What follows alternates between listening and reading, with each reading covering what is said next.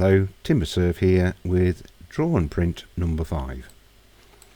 In this video I'm going to show you some of the smaller items that I've tried to print.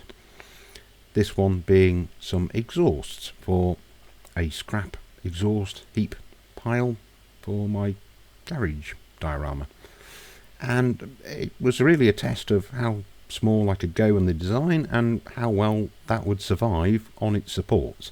And surprisingly, using the auto supports, they actually came out quite well, and I didn't break that many getting the supports off.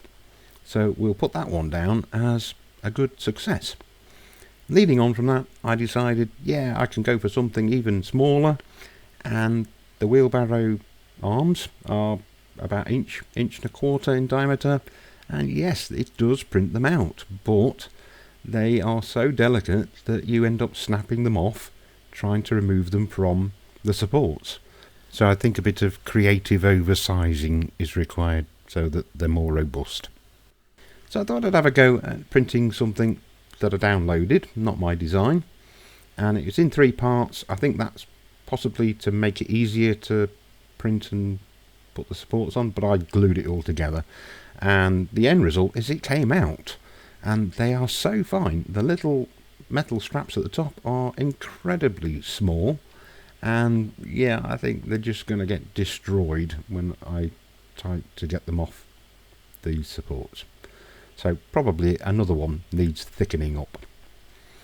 So encouraged, I had a go at designing some, not drain pipes, these are soil pipes. So this is from the toilet and the bath on a house.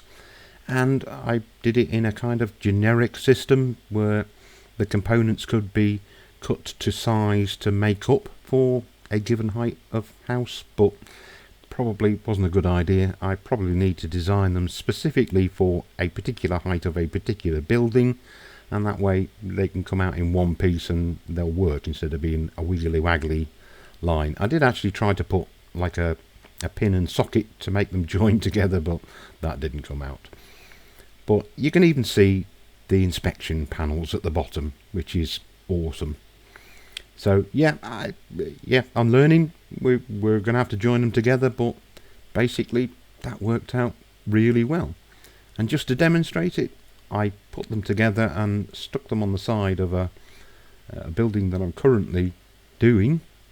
Some low relief houses. They're technically fronts of houses, so you wouldn't get soil pipes, but it gives a good view of what they look like. And it has to be said, apart from the slight misalignment, they weren't even glued on, it's pretty damn good.